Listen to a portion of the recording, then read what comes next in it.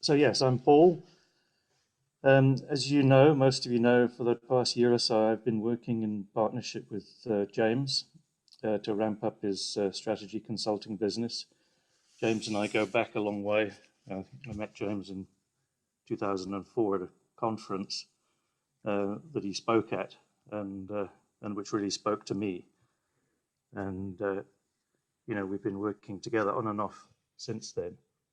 And James helped me in turn around IT at two different organizations through using his methods. So I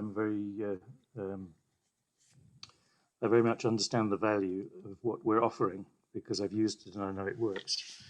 But I also have IT skills. I mean, I've been in the industry for 35 years, and I'm in the process, because the work I'm doing with James isn't a full-time role at the moment, I've got some spare capacity to help mid-market businesses with their IT. So I'm trying to position myself at the moment, and that's my current LinkedIn headline that I've got, and it would be great to get some help from the group, to be honest. So I've got a very broad set of IT skills, and those are, I've worked with or for more than 20 organizations in the UK and South Africa. I'm actually in Pretoria. I've been here for 23 years, but I'm expecting to be back in the UK for early 2022, providing they'll let me back in the country. We're on the red list here. So those are some of the bigger names that I've worked with over the years. And so positioning myself has been difficult because this is a market that values IT specialists, and I'm very much an IT generalist. I've been IT director, IT manager, acting CIO type roles for the last few years, or for Corteva, I was the business partner for Africa and Middle East. So I bridge the gap between the business and IT, really. So what I have been doing is looking at my ideal client through the lens of what I call the job to be done, or jobs to be done. And excuse me, I've got a rather large frog in my throat. So there's a good discussion of this approach in the book Competing Against Luck by Clayton Christensen. And I'm actually going to talk about that next week because I've got the learning slot next week. But the idea of this book, at least the sort of main thrust, is a bit similar to what we discussed, what I think Aki discussed the other week, was around people not buying drill bits but quarter-inch holes. But I think it goes a bit beyond that in trying to identify the nature of the job to be done, and trying to understand what it is that your clients want. So I've identified 3 jobs to be done that I think my services can address. And so the first one of those I've called bridging the gap, and that's a scenario where the CEO is struggling to get IT aligned with the business. And there's a high level of frustration because IT doesn't talk the language of business, and business doesn't understand the language, of IT. Excuse me, let me get rid of that frog. And so, to some degree, outsourcing is often seen as a solution, but that's not the whole story. And the CEO wants to bring somebody in to bridge this gap between the CEO, the board, and IT to alleviate this frustration. And often this isn't a full-time role. So I think there's a gap for me there to provide that kind of service as a sort of fractional CIO, fractional IT director role. And then the next one is turnaround. And I'll talk about this next on the next slide as well. But this is where IT is holding the business back as a result of ongoing malaise, poor management, poor leadership. And perhaps there's a new leader come in who wants to turn IT around, but is stuck with a lot of dead wood and needs a seasoned outsider to grab the reins and wield the machete. And then the third job to be done, I think, is a stopgap role where maybe the IT leader departs suddenly in the middle of a crucial project or program, and the board doesn't want to rush the search for a new appointment. It takes a long time to get the right person in, but they need somebody to step in and keep the ship afloat while they get the right long-term talent. So that's possibly a temporary role. Well, it's a temporary role. It's possibly part-time. It could also be full-time. So those are the three jobs to be done that I've identified. So rather than talk more at length about what I do, I want to give you a case study of work that I did earlier this year. James actually assisted me with this, and it's around the statutory regulator of the engineering profession. I won't mention them by name, but that's their role. There's only one of them here. And the problem space is really a textbook example of a dysfunctional IT organization. And it was the organization of 100 full-time employees. They'd actually grown from about 35 over the last 20 years and really become top-heavy in terms of management structure. IT undergoverned, underled, disengaged, the whole sort of story there. And business totally frustrated with IT. And then to cap it all, really suboptimal IT migration about 4 years ago that was handled really badly, and membership records, which are the lifeblood of an organization like that, not migrated properly into the new system, so in total disarray. And relationship with the core vendor seriously broken down as a result of these problems and still not getting fixed. And then, of course, add COVID-19, and the organization was really not geared to operate remotely. And so the organization's reputation seriously in decline. I mean, they've got a page on Facebook, and whenever they post, most of the responses are around how useless they are, how difficult to get, they are to reach, and how things don't get done. So a really interesting assignment from my point of view.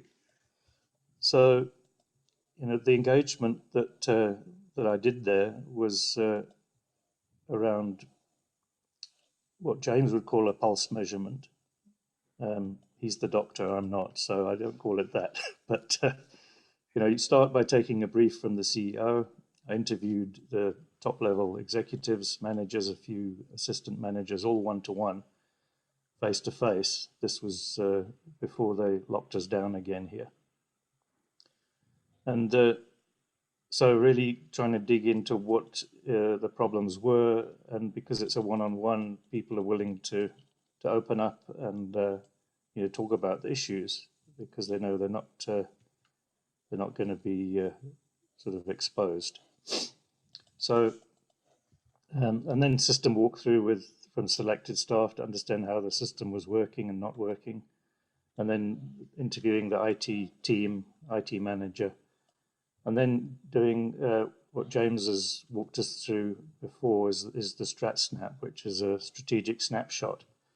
And by that stage, I'd taken my 110 pages of handwritten notes and sort of extracted 320 items from them that might be equivalent to a brainstorm if you were doing a workshop. And then I used the Strat Snap process to synthesize those into 7 critical issues and 7 recommendations for action.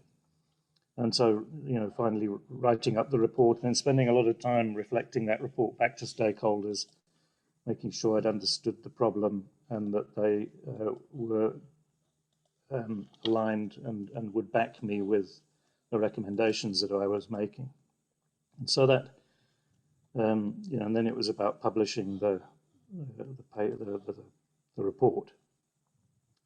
And so that took me about 3 weeks on site, and plus another 3 weeks to prepare, review, and finalize the report. I think that work could have been done quicker, but unfortunately, real life is messy, and politics, opposition from IT, bureaucracy, COVID didn't help. Turned that into the length that it took. But that's the sort of assignment that I really love to get my teeth into. And there's a bit more to that story that I can't share at the moment, because it's I'm hoping to get back there to further this work. But I can share that offline perhaps. And so yeah, that's the service that I'm pitching. Very keen to get feedback from the group, whether now or offline later, on what you think. Thank you very much. Thanks, Paul. Comments, questions? Paul, I've got one question. I can't hang on. So I changed my view to everyone. Here we go. I very much identify what you said in terms of connecting business to IT. How do you position yourself if a company has a CTO, which is kind of, I thought, that sort of role, but obviously more perhaps full time? You're on mute. You did, Paul. Thanks, John. So I'm not really targeting that kind of customer, because they've got the CTO, and that exactly is the role of being able to bridge that gap between the business and IT. But in some organizations, they have a more technical person or a lower level person, an IT manager perhaps, who's more somebody with the technical skills to look after the network, and doesn't, has not got the business acumen to really understand the business and the strategy, and just talks the wrong language and just frustrates the business.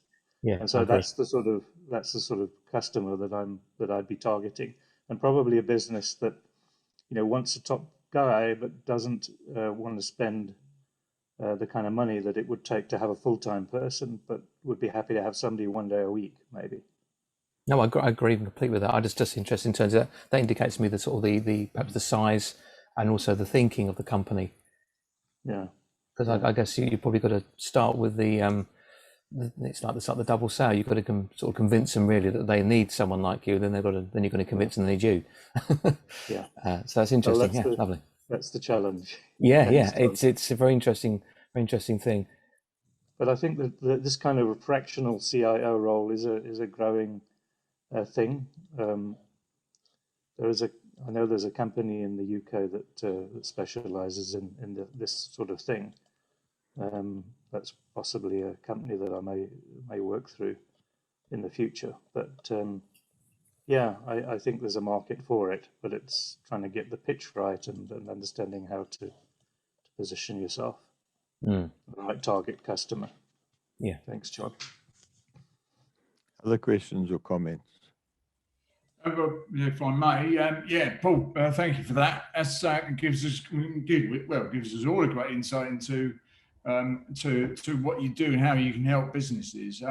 Much like what John mentioned there, I suppose you were saying about one of the challenges is understanding who that ideal customer is, I suppose, isn't it? And then communicating with them at the level that they're wanting to actually, they're used to being spoken with, I suppose. That's the element. So, but it must be a really difficult one to actually get to that particular, to the right level, I suppose. It's easy to tackle that lower level stuff, but actually getting to that person which has more decision. I suppose it's the decision maker, isn't it? Yeah, and part of the problem, I think, Alex, is that IT may not be in favor of this. You may find opposition. Certainly, in that case study that I had, there was a lot of opposition from IT who saw me as a threat. Yeah, so you really got to get in at the board level. Yeah. that's something that rings true with probably a lot of us. It certainly does with me. That actually what we're providing is providing the efficiency and to allow. I mean, certainly, you know, the sales teams that we're working with, from marketing going right through to sales, they've been traditionally quite kind of locked off. They've been quite protective over their zone as such. So, but if you can actually communicate and get across that whole, well, 1 minute, this is going to allow you to do your job even better. And it's going to mean you're not going to be spending all your time doing this activity. You can focus actually on doing what you're here to do, you know, the sales, rather than flowering that. And it just gives them the confidence and the motivation to get on with what they're doing, knowing that the rest of the services or the rest of the process is sort of following on, isn't it? Yeah, you're right. But I mean, how do you deal with that in the organizations you help? At what level do you? I mean, it's been a very it's a very long burn, I think, is the right thing, because one of the key things I've found is that you can end up communicating to people, but it's really understanding their goals, their aims, what's going on with the business. Because, you know, the amount of times I've actually, you know, gone down a route, really nearly got to that sort of proposal sort of stage, but then it's kind of like all of a sudden someone else, you know, has not got into that, or they've got different objectives, or they've got some design, and it can just be cold. So it can be a lot of time that you spend on nurturing these things, and it, you know, and then it falls down at the last hurdle. So, you know, that's the process that you kind of have to put in to actually get to that point, I suppose, isn't it? And actually instill the confidence in those people that you're actually you're the man for the job, or the woman for the job. Sorry, Annalise. And that's that aspect.